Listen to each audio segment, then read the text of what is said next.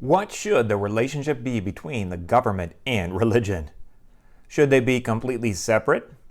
Should they find ways of working together for common goals in society? Or should there be a state-endorsed religion? This is the second of a great 3-episode series. Check this out. This is Den on Religion.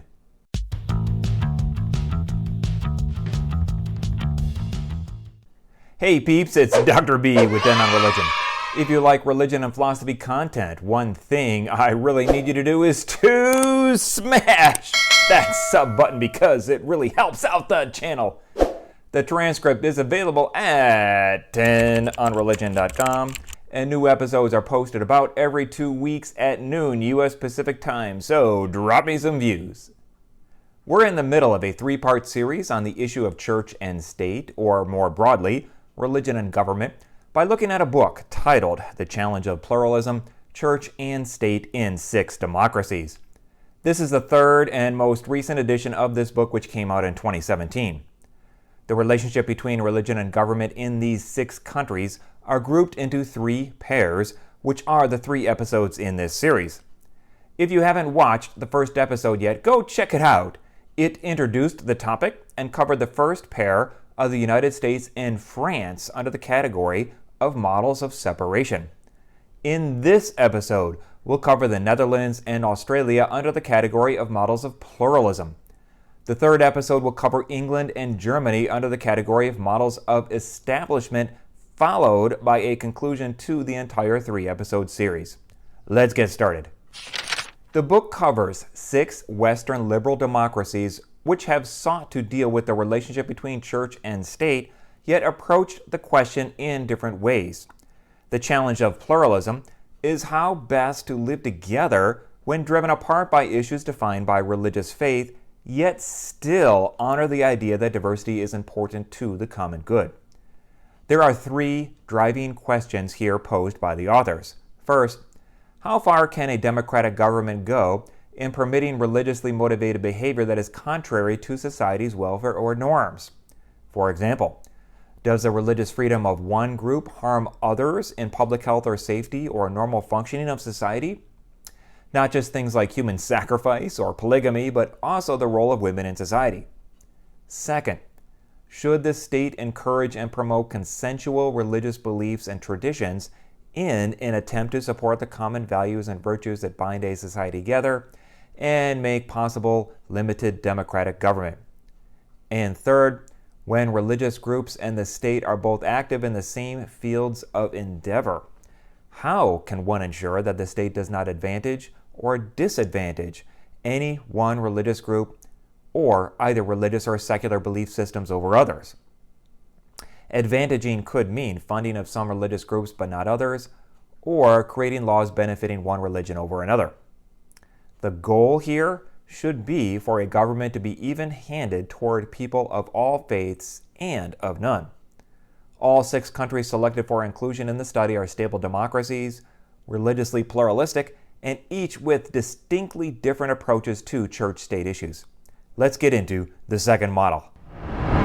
Today, we're going to be talking about the pluralist or structuralist model, which is the second model in the book. Under this model, society is understood as made up of competing or perhaps complementary spheres. Religion is not a separate sphere with only limited reference to other spheres, like the strict separationist model, but rather as having a bearing on all of life. Models of pluralism include the examples of the Netherlands and Australia. First, the Netherlands. The Netherlands currently has a population of more than 17 million people, the smallest of the 6 countries in the book. It's a constitutional monarchy with a largely Catholic South and Protestant North. The Netherlands is described as corporationist and consociational.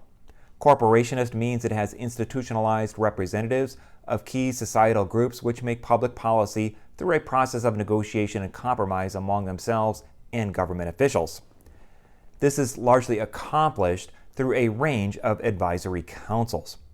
Consociational refers to the tendency for elites in a divided society to replace the incompatible demands of their constituent groups with pragmatic compromises that maintain the unity of society. Rarely are there adversarial confrontations with clear winners and losers, but rather high levels of negotiation, discussion, and compromise. The ideal society is one which has more popular participation in the political system without societal divisions and greed, which destroys social stability. Capitalism. Bruh. Education ought to be universal and carefully regulated by the government to make sure that particular religions, such as Christian doctrines, were eliminated in favor of more broad moral themes that would produce national unity and responsible citizens.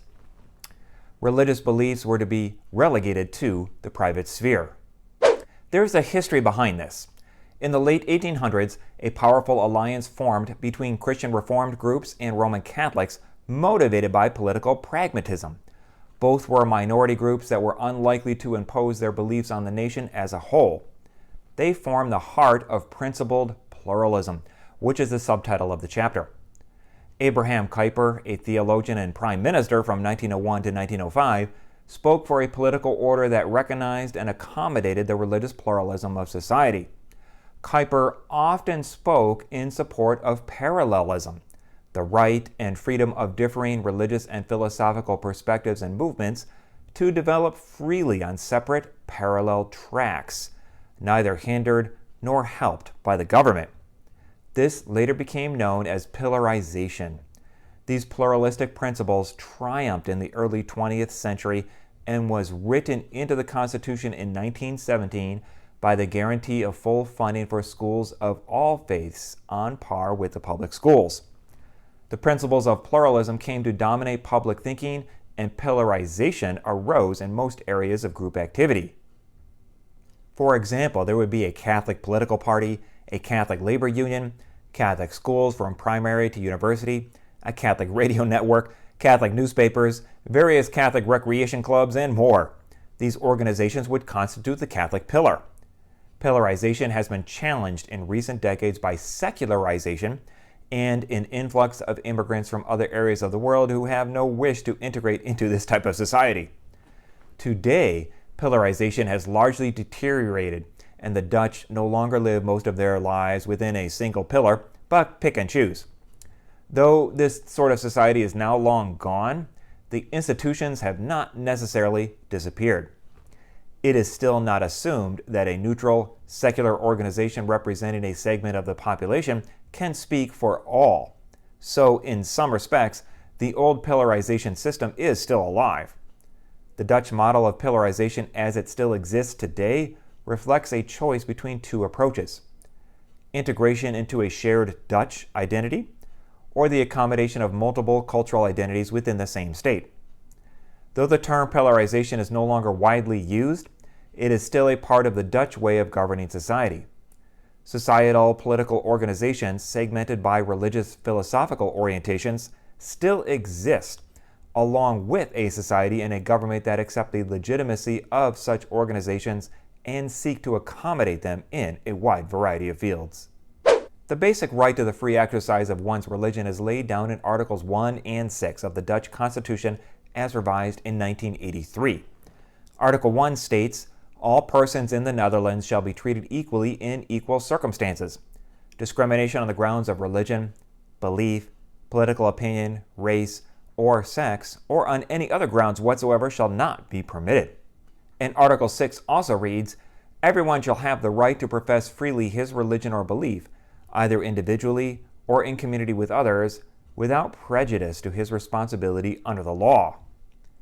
Because the Dutch are more committed to negotiation than legal confrontation, judicial interpretations have not been a dominant influence as they have been in the United States.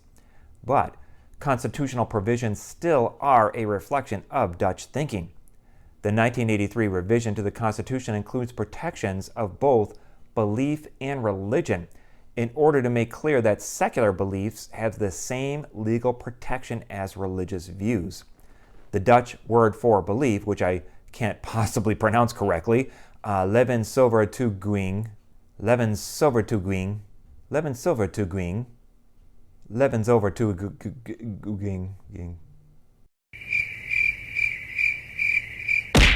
could be literally translated as life conviction.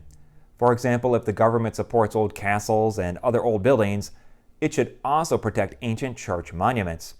A variety of religious and secular beliefs and their organizations and programs are to be treated equally by the government. The Dutch concept of pluralism, when applied to education, leads to a deep and lasting commitment of freedom of choice. The result is enrollment at non-public schools at rates that are unique among Western democracies. About 2/3 of primary and secondary school students attend non-public schools, by far the highest levels of the 6 countries considered in this study. In comparison, France was about 20% and the US only 10%. Whenever there are sufficient numbers of parents who want a new school that incorporates a certain distinctive religious or secular philosophy, or in Netherlands terminology, direction, the government is committed to fund it as fully as it does the public schools. The Netherlands has no established state-endorsed church, and the state does not directly finance religious groups, yet still funds all schools, religious or not, on the basis of equal treatment. But schools are not free to teach whatever they want. Much of the curriculum is set at the national level, along with certification standards and comprehensive exams. Schools do have much freedom, though, in choosing texts and teachers. The Netherlands situation can be described as principled pluralism. Leaders seek to attain government neutrality on matters of religion, not by a strict church-state separation that sees all aid to religion as a violation of the norm of neutrality, but by a pluralism that welcomes and supports all religious and secular structures of belief on an equal, even-handed basis. This system is rooted in 2 basic assumptions. 1, a pluralistic view of society that sees a variety of religious and philosophical movements as normal and no threat to the unity and prosperity of society. And 2, non-religious organizations and movements are not truly neutral, but are yet another direction, equally legitimate, but no more legitimate than a host of other religious and non-religious philosophies or directions. They hold the view that the government should not discriminate for or against religion. If religion is to be fully free, government must take certain positive steps to accommodate it, so that religion, along with other secular beliefs, can in practice be freely exercised. Countries without the same long tradition of working together may have a harder time maintaining a sense of national unity and purpose than has the Netherlands. And now the second example in models of pluralism, Australia, which has a population of around 26 million people. Much of the land in Australia is virtually uninhabitable, and 90% of the population live in urban areas. It has a higher percentage of foreign-born population than any of the 6 countries, with over 25% born overseas versus around 13% in America. The most important principles in Australia regarding church-state relations are pragmatism and tolerance. But because the practical solution has changed over time, Australia has vacillated among 4 different church-state models in its 200-year history: establishment, plural establishment, liberal separationism, and now pragmatic pluralism. There has been very little support in Australia for an American-style separationist model. Also, voting is compulsory in federal elections, and turnout rates in those elections are consistently over 90%. House elections use a preferential voting system where voters rank candidates in order of the voter's preference. The candidate with the lowest vote total has his or her vote reallocated to the remaining candidates until a single candidate has a majority of the vote. Pretty cool, huh? Wait a minute! Historically, the original purpose of the British settlement in New South Wales was to imprison criminals from English cities, since the American Revolution stopped them from being shipped to the former colony, now state of Georgia. This slowly turned into a mix of different types of Christianities along with other religious nonconformists. The New South Wales Church Act of 1836 revised the established church model by allocating funds on a more equal basis to the largest denominations in the colony without discrimination. Why not fund all of the churches and thereby depoliticize religious disputes? The intent was to make life easier for colonial authorities. Pragmatism became the norm, in that religious issues were viewed as a problem to be solved in the most expedient manner possible. In the late 1800s, this started to change as spurred on in the debate surrounding education. The Education Acts, passed by the various states, allowed independent religious schools to operate, but they rescinded public finance of them. 6 colonies united to form the Commonwealth in 1901 and modeled Section 116 of their Constitution on the U.S. Constitution's First Amendment.